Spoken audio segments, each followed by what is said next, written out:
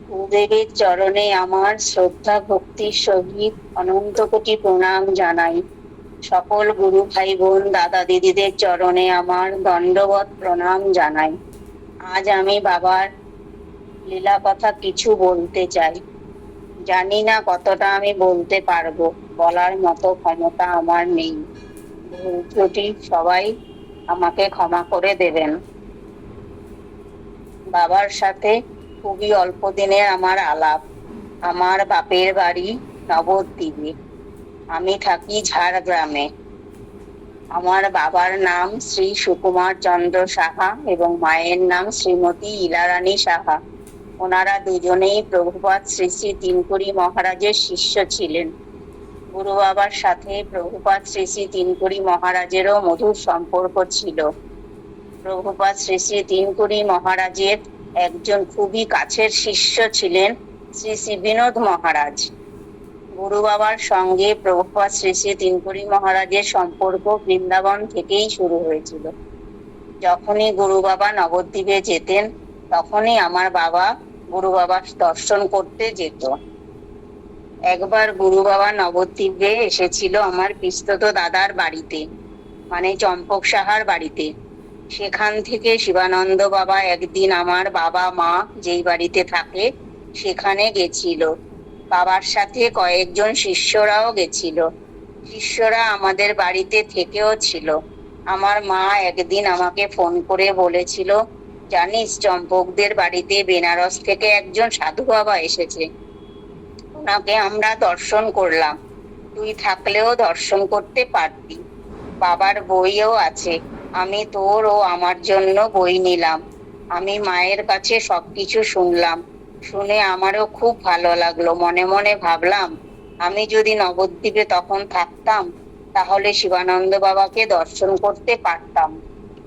তারপর হঠাৎ কয়েক বছর পরে দাদা ফোন করে আমাকে বলল, বোন, বেনারস থেকে শিবানন্দ দাদু আসছে নবদ্বীপে গরিব বাবা মায়েদের দান দিতে, তুই আসলে দাদুকে দর্শন করতে পারবি। শুনে আমার খুবই আনন্দ লাগলো। দাদাকে বললাম পরে, ঠিক ঠিক আছে দাদা, যাব। এটা 2012 সালে।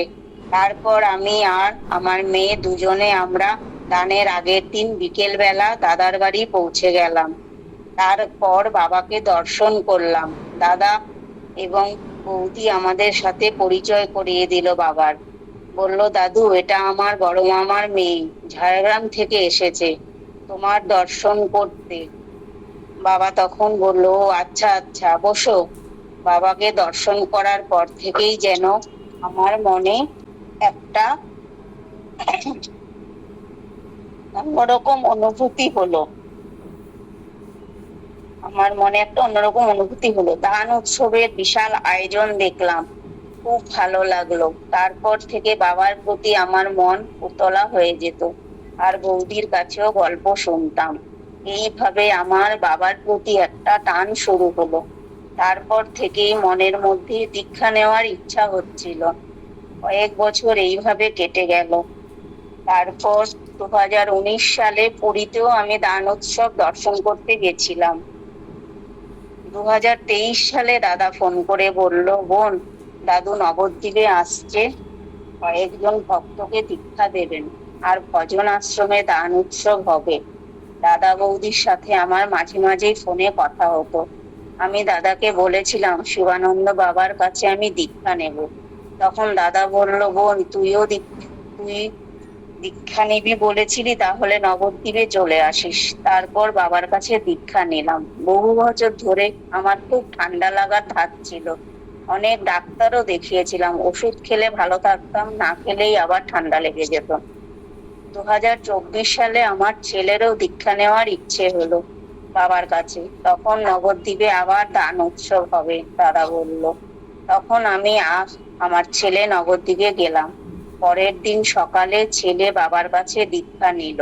অনেকদিন ধরেই আমার শরীর খারাপের কথাটা বাবাকে বলার খুবই ইচ্ছে ছিল। ওই দিন দুপুর বেলা বাবাকে শরীর খারাপের কথা সব খুলে বললাম। বাবা তখন সব শুনে একটা কাগজ কলমে ওষুধ লিখলো আর বলল, এখন ওষুধগুলো আনাও। তখন আমার ছেলে এবং দাদার ছোট ছেলেকে বাবা নিজেই বলল, তোমরা এখনই দোকানে যাও, ওষুধগুলো নিয়ে আসো। তখন ওরা দুজনে মিলে দোকানে গিয়ে বাবার লেখা কাগজটা দোকানদারকে দিয়ে বলল, ওষুধগুলো দিন। তখন দোকানদার বলল, এগুলো হবে না। তখন ছেলেরা বলল, ভালো করে দেখুন, কারণ বাবা বলেছে এই ওষুধগুলো এখানেই পাওয়া যাবে। তখন দোকানদার ভালো করে দেখে বলল, একটা ওষুধ হবে আর দুটো ওষুধ হবে না। ওরা বাড়িতে এসে গুরু বাবাকে বলল, দাদু, দোকানদার বলেছে দুটো ওষুধ হবে না। তখন বাবা বলল, ওই দোকানে ওষুধ আছে, ওনাকে দেখতে বলো। গুরু বাবার কথা মতো ছেলেরা আবার দোকানদারকে দেখার জন্য অনুরোধ করলো। সেই কথা মতো দোকানদার আবার ওষুধগুলো খুঁজলো। কিছু সময় খোঁজার পর দোকানদার ওষুধগুলো খুঁজে পেল। ওষুধ খুঁজে পাওয়ার পর দোকানদারের মনে একটা প্রশ্ন এলো যে উনি কে একজন ব্যক্তি, কি করে বাড়িতে বসে থেকে বলতে পারলো যে আমার দোকানে ওই ওষুধগুলো নিশ্চিত আছে। দোকানদারের মনে কৌতূহল হয়ে পড়লো ওনার বিষয়ে জানার জন্য। তার কৌতূহল নিবারণের জন্য ছেলেরা তখন বলল যে উনি কোনো সাধারণ মানুষ নন, উনি সিদ্ধ পুরুষ এবং পরম জ্ঞানী ও পরম পুরুষ শ্রী শ্রী স্বামী শিবানন্দ বাবা। ছেলেরা গুরু বাবার বিষয়ে ওনাকে আরো কিছু কথা বলল। 2 থেকে 3 দিনের মধ্যে দোকানদারের 1 বছরের ওষুধ দেওয়ার কথা ছিল। কথা মতো ওষুধ দেওয়ার দিন সকাল থেকে অনবরত বৃষ্টি পড়ছিল, তাই ছেলেরা ওষুধ আনতে যেতে পারেনি। তাই উনি নিজেই ওষুধ পৌঁছাতে চলে এসেছিল। কিন্তু ওনার মনের মধ্যে গুরু বাবাকে দর্শন করার ব্যাকুলতা জেগে উঠেছিল। তাই তিনি বৃষ্টিতে ভিজে আসার পরে নিজের চিন্তা না করে ওষুধ দিয়ে গুরু বাবার খোঁজ করলেন। তাই ছেলেরা গুরু বাবার কাছে ওনাকে নিয়ে গেলেন। উনি গুরু বাবাকে পা ছুঁয়ে প্রণাম করতে গেলে সবাই ওনাকে বাধা দেয় এবং বলে বাবাকে ছুঁতে না। উনি বাবাকে দূর থেকে প্রণাম করে এবং গুরু বাবার প্রতি ওনার মনে অটুট শ্রদ্ধা ভক্তি জেগে ওঠে। এটাই গুরু বাবার লীলা, যে একজন অপরিচিত ব্যক্তির ওপরও তিনি তার কৃপাদৃষ্টি প্রদান করেন। তিনি পরম পুরুষ, যিনি শুধু দেশ না, পৃথিবীর সমস্ত জীব এবং জড় পদার্থের ওপর কৃপা করে থাকেন। এটাই আমাদের গুরুদেবের কৃপা। প্রণাম। আমি আজকে এখানেই এতটুকুই বলতে পারলাম। সবাইকে